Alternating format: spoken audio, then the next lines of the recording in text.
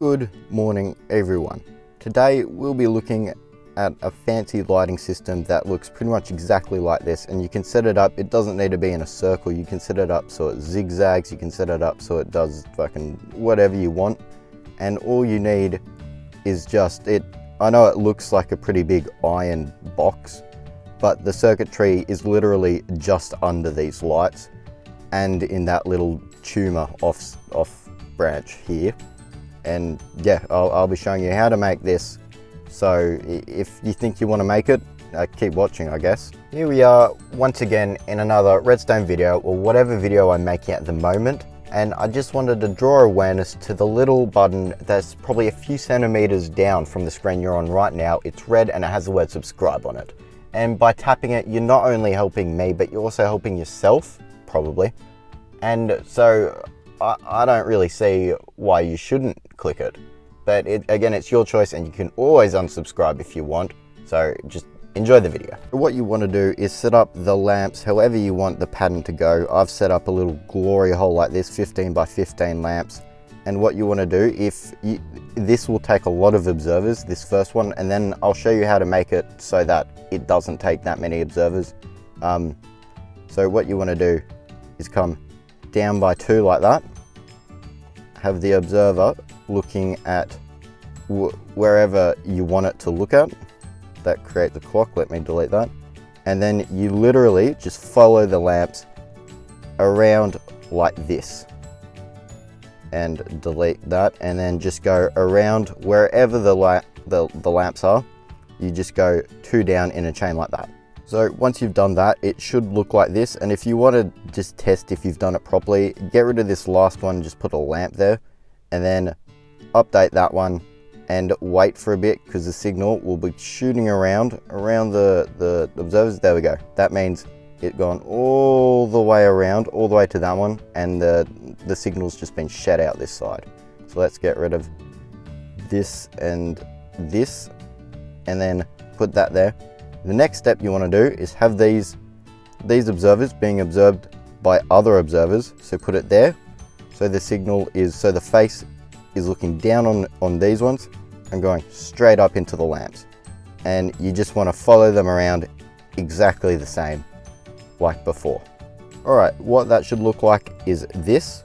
And if you've done it correctly, if you update right in front of this observer, what will happen is you do that, and it'll just snake around. The signal will slowly come back and end in that one. And then if you delete that, it should happen again. Well, if it happens the first time, it'll probably happen the second time. Now, this is a lot of observers, and observers are really, really expensive. Well, actually just really expensive. They're not the hardest thing to make. So if you want to make it cheaper, if you're a POV cunt in Minecraft, you delete those.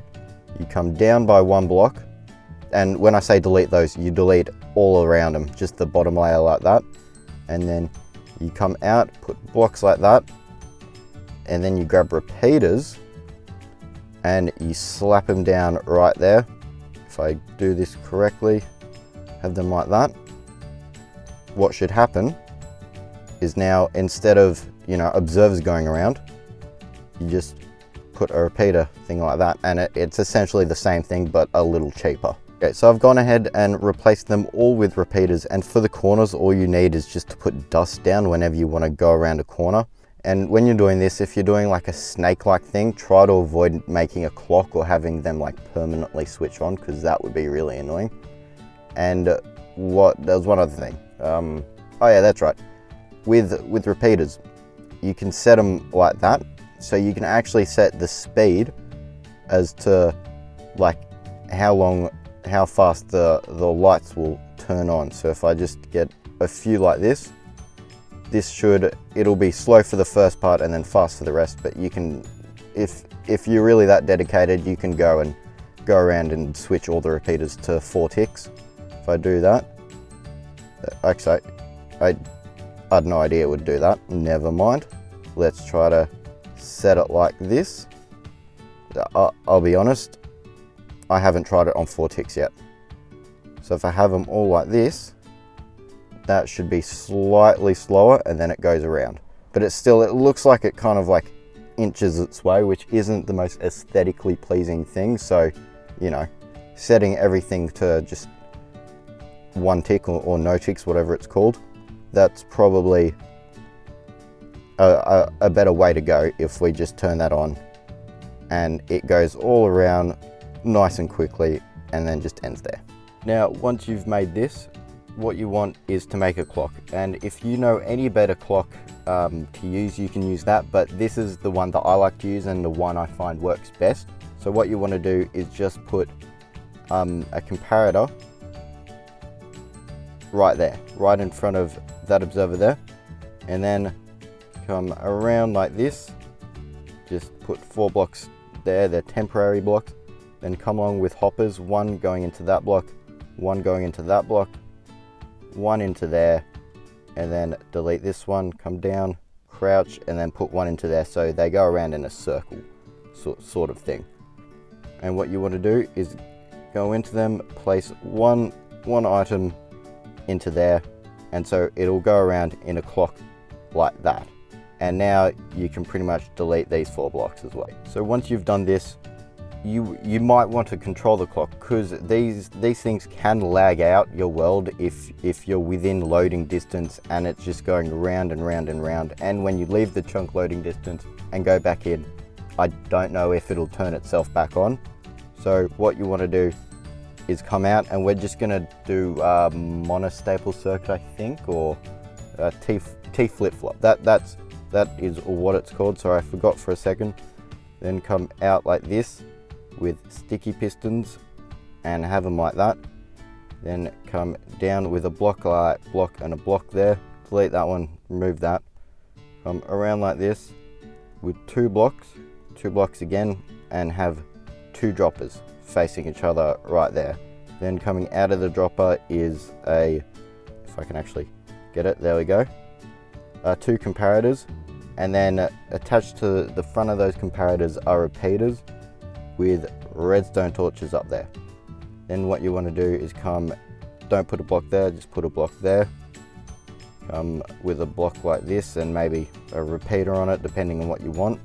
Just depending on how you want to power that redstone right there, and it needs to be a redstone cross, or at least hard powering that one, otherwise it I don't know, it just might not work. And then what you want is 1 item, if I can get it, 1 item into one of those droppers there. And then all you do is run this signal to wherever you want your pressure plate to be. So if I just come up like this and say the entrance of the room is somewhere around here, and I'll come out with blocks. I know this isn't decorative, this is just as an example. Grab your pressure plate, put them along there. I'll just make that walkway a little bit, I don't know, build it out a bit further. Come along with redstone in like that into that repeater. And then this should work. If I walk over that one, it should stop like this. Also, maybe set that to 4 ticks, because that's, I don't know, 4 ticks seems to work consistently. And then say I walk into the room, and just say maybe it's a storage system or something, or a useful utility room, and there it goes. You can fill blocks in the center like that if you want. And when you're done with it, all you do is walk out, it'll switch the T flip-flop off, and all these signals will come to a stop, and it will no longer lag out your world if it was lagging out the world before.